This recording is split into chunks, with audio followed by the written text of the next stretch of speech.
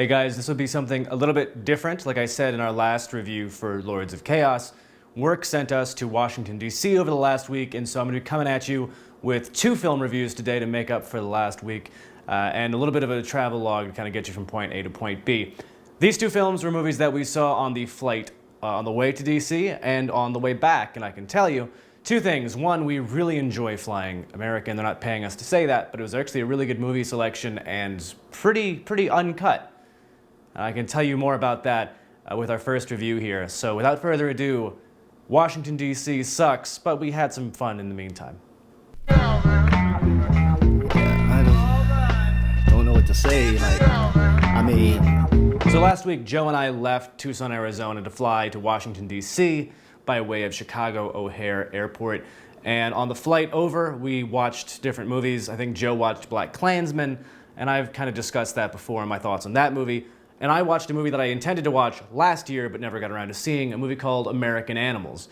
If you have the chance to see this movie, it's really interesting. And basically what it is a true story docudrama that is about these college kids who end up planning a heist of this very rare and expensive art book from their college library. It's kind of a film unlike anything that I've ever seen. It's a movie that is part documentary and that there's actual interviews interspliced in with this movie with the people who lived through this story, the people who perpetrated the crime, the people in their lives, and the people who fell victim to this crime. And what's really interesting about it is I feel like this style, the only way I can really describe it is, you've got this kind of true crime element to it with all of the documentary footage, and then sort of these dramatic reenactments. And while that strikes of a Lifetime movie of the week or something of that nature, it actually came across really interesting in this movie, and I was very impressed by how they went about this new style. When I talked about Vice, you may remember a few months ago or a few weeks ago, God, it feels like forever since I saw that movie, and I feel better and better every day it gets further away from my memory. I talked about how when you break the fourth wall, you can really take away from a movie and from what it's trying to accomplish, and you can really undercut a script or a story by making a lot of jokes that take away from the action and pull the viewer out of the film. And one of the examples I gave is that Adam McKay's other big historical film, which is The Big Short, used fourth wall breaking as an educational or informational kind of mechanism that I found at least somewhat engaging, if not occasionally patronizing. Vice didn't do that. Vice was just obnoxious and destroyed my enjoyment of the film. American Animals uses these fourth wall breaking elements as sort of a way to play around with the conventions of the movie itself and kind of what you may or may not be expecting from that movie. It's a movie that, when it breaks the fourth wall, is almost anticipating what you're going to be thinking in that moment and poking fun at itself. And the best example I can give is when the students are actually talking about how they're going to go about this heist.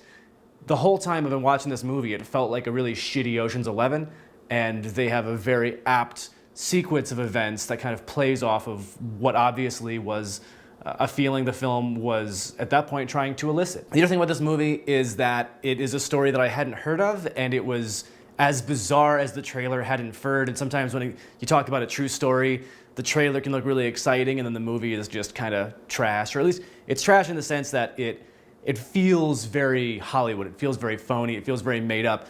This film, when it feels like things are getting ridiculous, it doubles down with more information or with those documentary style interviews, or will even kind of poke fun at the fact that this is all the information they have to go off of. It's really what I wish Vice would have done in moments like where Dick is talking to Liz Cheney and they play out a scene and how it could have happened 3 times, as opposed to just saying, we don't know, this is the gist of it, or this is the information we have to go on, take it with a grain of salt, but you can still get from point A to point B in the script. I was really impressed with that. Another thing that I will say is a highlight of this film is that Evan Peters is fantastic. You might know him from, he's kind of been everywhere the last few years, but for me he really stands out as one of the key actors in American Horror Story. He's probably one of the best parts of that show, and seeing him in a movie like this was really interesting, and him kind of stepping out there. You also had some really good kind of character actors. Ann Dowd, who most recently, to me at least, was one of the most fascinating parts of The Leftovers. She was the evil lady kind of leading the group of folks who are always smoking. And you've got the great Udo Kier, who is, Udo Kier, I don't know, the Lars von Trier folks will probably shout at me. But he was there for a brief scene that is kind of staggering, because it's like, is that Udo Kier? but he's really good in this as well. And then you got Barry Keoghan, who I just think, it was tough for me because you do see the real person that character is based on, a character named Spencer, and the character seemed pretty articulate and quiet and soft-spoken, and the actor Barry Keoghan, I'm really bad with names today, he just played it in like this one-dimensional, nonchalant, like, oh, whatever, man, I'm gonna go steal this book and shit kind of way that just, I didn't dig it. And also there's Blake Jenner. He does what he needs to do. He's all right. He's not the highlight of the film. At the end of the day, decent acting, really interesting story mechanics. So it's one of those movies that for me immediately, I would recommend it in the sense that I got what I hoped for out of this film, which was something that was more than just your average true crime story.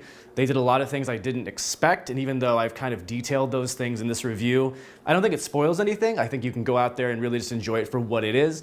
The biggest downside to it is even on a plane where there's nothing to do and I was killing time, it did feel like between the second and third act, it dragged just like a little bit. It was kind of like a point where it's just like, steal the fucking book, or like, let's just get on with our lives, or like, let's do something.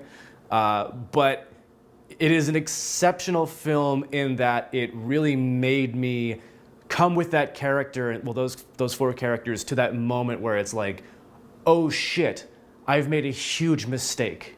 And again, when a film can really make you feel something, that's really important, it's really powerful, and that's a really enjoyable experience.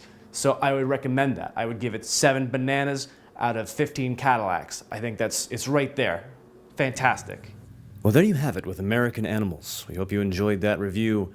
After watching our films on the flight, we began our descent toward the great city of Chicago en route to Washington, D.C. As we build towards finally reviewing a movie many have asked about and I have complained about for a while, that's right, The Green Book.